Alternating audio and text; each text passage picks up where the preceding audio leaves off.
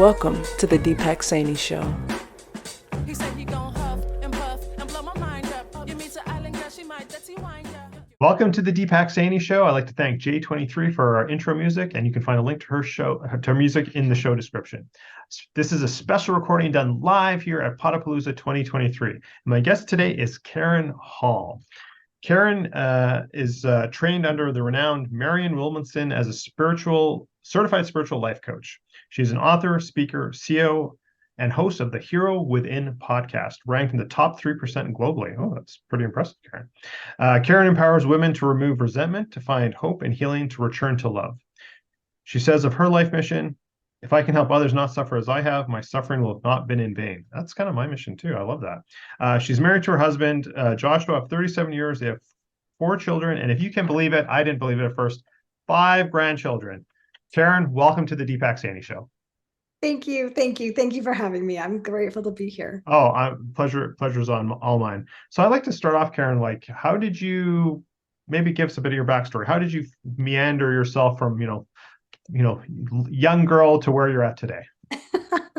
Well, I have always been curious about people. My dad's a psychologist. My mom she loves people. And I just always was curious about why people acted the way that they did. It's one of my earliest questions. I remember asking my mom about my teacher. Why does my teacher act like that? Why does my sibling act like that? And I was just always very curious. And my dad noticed, and he said, "You have a gift with children. You really should be a child psychologist." But I thought it would be way too much school because I was paying for college myself, and I thought I'll be broke by then, and I was actually. But I did go for the same amount of time, but I didn't end up becoming a child psychologist. But I did end up, because I had that desire ever since I was a child, I did end up becoming a life coach. And so, and I loved Marianne Williamson. My life has been changed because of Marianne Williamson. And so I trained under her and became a certified life coach with her. And I focus on the spiritual aspects of things. And so that's how I got to where I was, but it was because of my own life that I was so interested. I mean, relationships are like the most important thing to me. Connection is like air. And if I don't feel connected, I feel like I need more air, And so that drove me then to work on myself. And so I have done a lot of personal development, and because I also had a coach, I gained so much, and that helped me also. So Oh, I love that. And I've not been sure. I've not been shy to share this, but about a little over a year ago, let's call it 18 months ago, through a series of, I like to say, fortunate events, I had the opportunity to work with 3 different modality teachers, coaches, modalities, one after another in a short time frame, and that was transformative for me. And then, oh gosh, 18 months later, I'm still processing through all that I found for myself. So I love that, kind of the self-development, and I think we all need it. And I'm a coach as well, and I have coaches myself. I think coaches need coaches sometimes, and I one, strictly from a sort of business point of view, and then one on my personal. And I love that you said relationships and all that sort of thing. And as you know, and as most of my regular audience knows, this is not a podcast about health, but that is what I do: health and longevity. And I think, relationships, community, spirituality are all super important things for healthy aging. So I love that you brought that up as well. It's going to kind of stay on that spirituality theme. I think that means a lot of different things to different people, and not necessarily organized religion. It could be, but what does spirituality mean to you? And maybe how do you weave that into your work? Well, that is such a great question, because the reason that I came up with the name, The Hero Within, for my podcast is because I feel like we were all born with light within us. And that as we go through life, sometimes that light feels dim, and we can't quite recognize it. But it's kind of like the cloud in front of the sun. The sun is still there, but we just might not be able to feel it, or might not be able to see it at the moment. But if we will get within ourselves and meditate or connect with our higher power, or whatever that is, I call it God, but I don't, other people have other names, but whatever that is, if we'll connect with that higher power, then I believe that we can remove those blocks and then connect with that wisdom that we came with.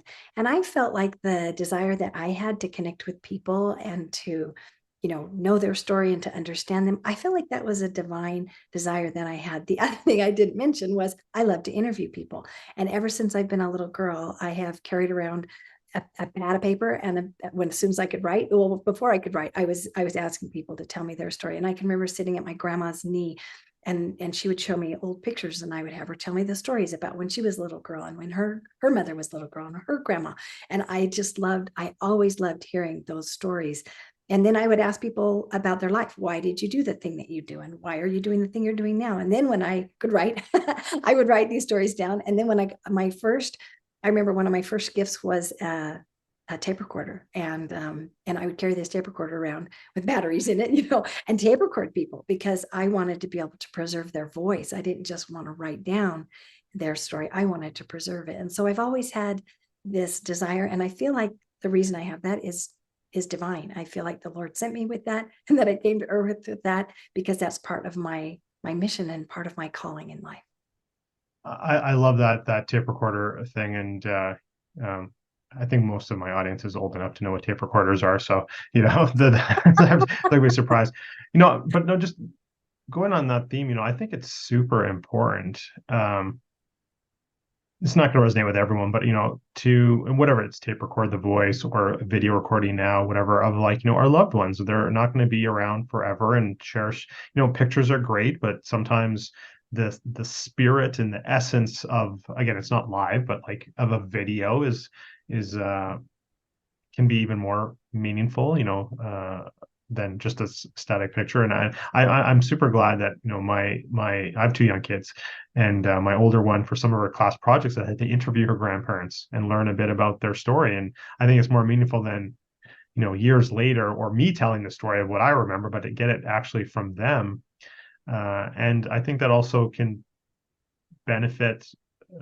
I was just having earlier today, again, we're here at Potapalooza, this big event. Earlier today, I had one of the guests I was talking about, from a dementia point of view, like maybe playing these things back, hearing their own voice of their loved ones, of maybe their spouse that has passed, and, for getting that brain activity. So do you have any thoughts on that?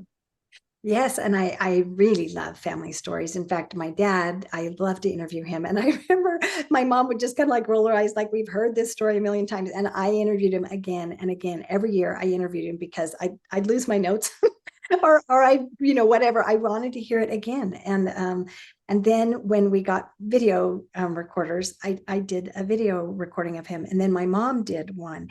And my dad's been gone 20 years now. And when I got teary when you were talking about that, because when I watch my dad on the video, I feel like he's there with me.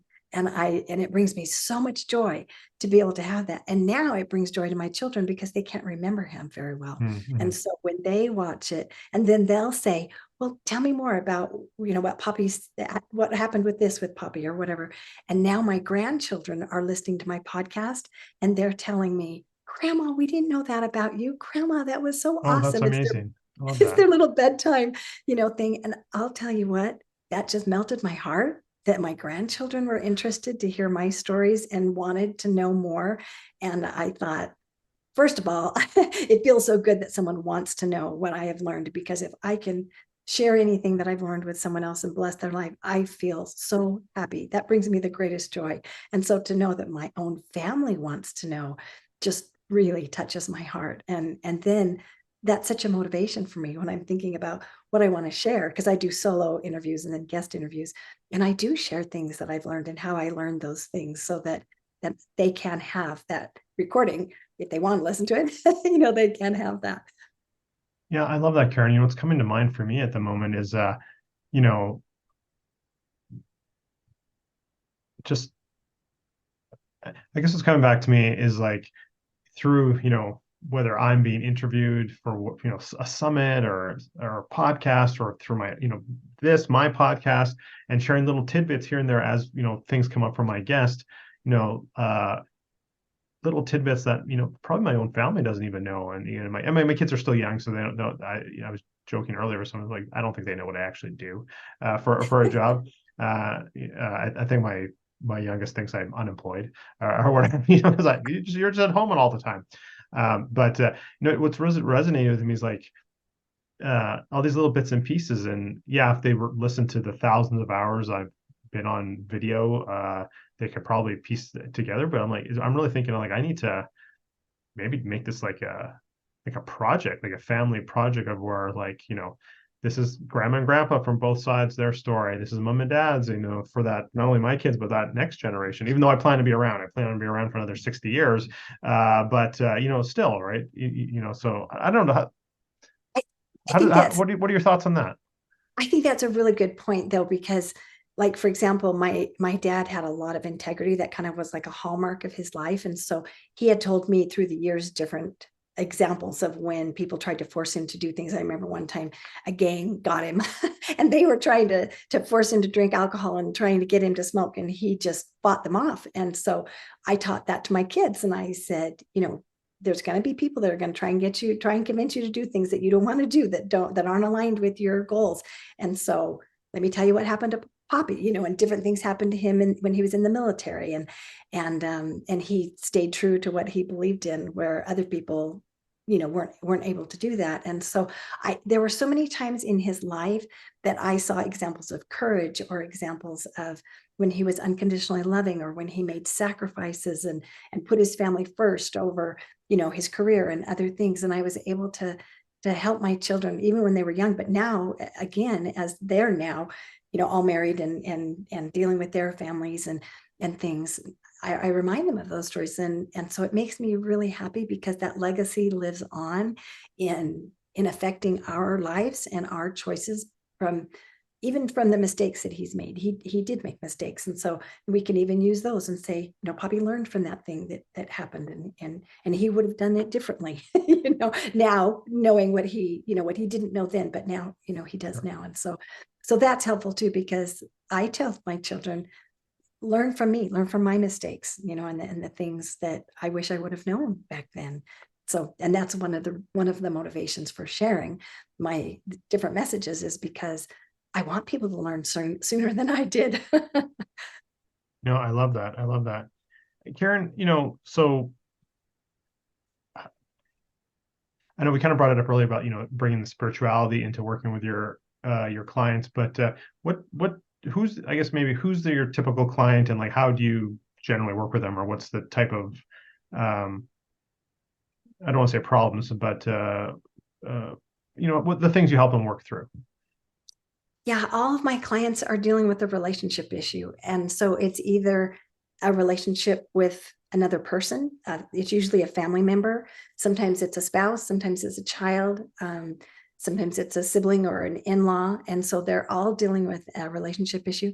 But ironically, sometimes it's with themselves. And so sometimes I have several clients that are business clients that are feeling imposter syndrome, or they're trying to gain more confidence to do something. And so that has been really surprising to me, because the same skills are applicable across the board. And I have children that are my clients. And so teaching them the things. And what's fascinating is now they teach their parents about, regulating their emotions and emotional intelligence. And they go teach their parents about these things. And then the parents come to me and like, wait, now I need your help to teach me these things. My child's trying to explain it to me, but it is something that is applicable. Sorry, I don't mean to interrupt, but do parents ever come to you, the parents of your child clients, and say, hold on, Karen, what is this 4-7-8 breathing my child, or what's this box breathing my child's trying to teach me? Do you get those kind of Totally.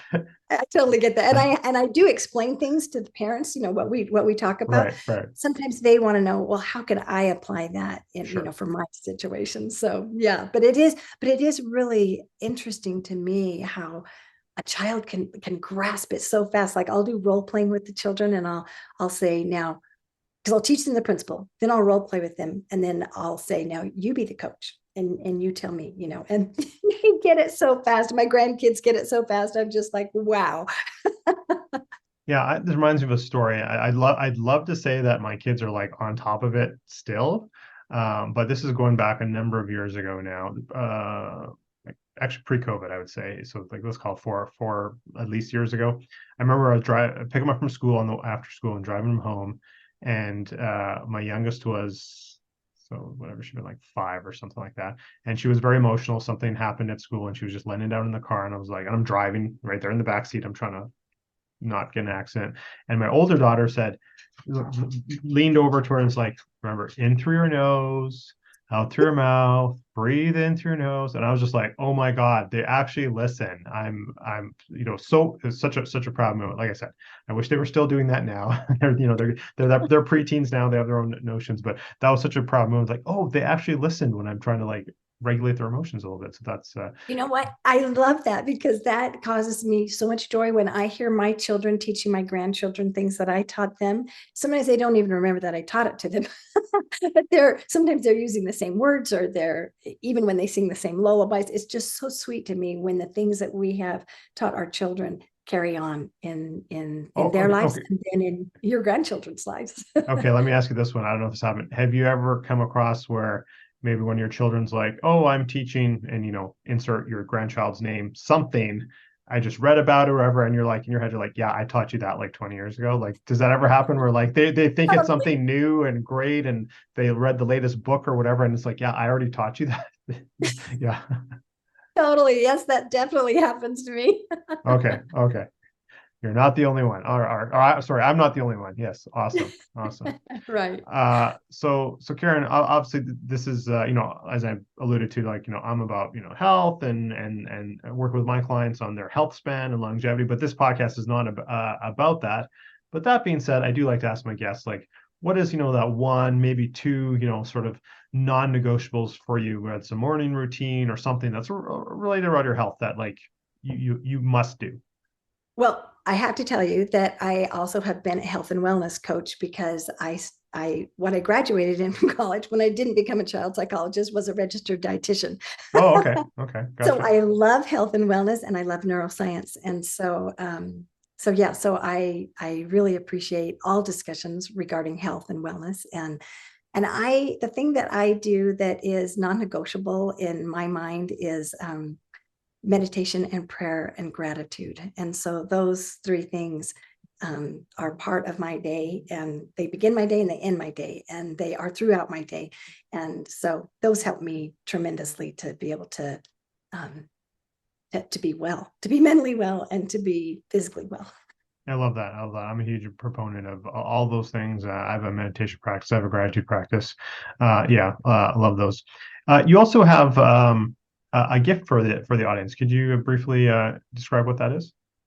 Yes, it's a guide. It's the 5-step guide from conflict to connection. And I guess the link will be in the show notes. So yeah, we'll have all of Karen's links to not only this gift and all, her social media and her website and everything she provides to us will be there. Just back to the gift for a second. So is it geared to a specific relationship types, or it kind of falls for any relationship can benefit from it? it could benefit any relationship. I think a lot of people would see the applicability in a partnership relationship, like it with your spouse or your partner in some way specifically, but it is applicable to any relationship. Very awesome. Well, I'm sorry, go ahead. I would say any relationship where you might have conflict. Okay, so all of them. So yes, yes. I'm going to download it for sure. I'm always interested in what my guests are doing. Plus, I'm about improving my relationships. I've not been shy to share that as well. So I encourage you all to do that as well. Karen, is there one last word of wisdom or golden nugget you'd like to share with the audience before we sign off? Oh, thank you. I appreciate you asking that question. I may have alluded to this already, but I want to just say that the most important thing I believe is to be love, because our connections are blocked if we do not have love in our heart. And so if there is something that's blocking the love in your heart, and you recognize that, if you feel some angst or some negative emotions, first of all, to lean into those things and to try and learn from those things and where they're coming from. And if you need help, to reach out to someone, a coach or a friend or, a confidant that you can share your heart with, and that you can really pour out. Because as we are in a space where we can trust someone and we can pour these things out, we can gain that clarity, and we can also receive light divine light to enlighten our minds and to provide us that clarity so that we can know how to regain that love that we came to this earth with. I love that, Karen. And I'm just going to recap. I didn't think we'd go here, but I'm just going to recap what I said a little bit earlier about some of the work I did on myself about 18 months ago. And that was honestly I'm not going to get into details here, but I'll share that, sort of that armor protection around my heart was like one of the things that came up with me early on, and something I've been really working on. And again, I mentioned sort of 3 different coaches and modalities I was working with at the time, and now I have a standard person that I work on that with for the last year plus. So yeah, it's been super beneficial. Again, coaches need coaches too. I think we all can benefit from the right coach for the right thing at the right time, all of us. So I love that you brought that up. So thank you for sharing that with not only myself, but the audience as well. So I know I said that'd be like the last word, but then I kind of interrupted. So I want to give you the last word one more time. Well, thank you so much for having me on your show. It's just been a pleasure to be with you. Well, no, a pleasure was all mine, Karen. I appreciate you joining us today on the Deepak Saini Show. I'm going to throw it back to J23, who's going to guide us out with some music. Again, everyone, thanks for listening to the Deepak Saini Show. Exceptional results for the exceptional you. Cheers. This episode is brought to you by Optimizers Magnesium Breakthrough. This is a product I've been using and our family's been using for 4 years already. What I love about it, it has 7 different forms of magnesium in it, all the forms that your body needs for all 400 processes that your body needs magnesium for. Most magnesium supplements have 1 form and usually a crummy form of magnesium. This has all 7 forms that your body needs. So click the link and get at least 10% off. Sometimes there's specials and you even get more. So check out Optimizers Magnesium Breakthrough. Podcast produced by the Minted Green Company. What you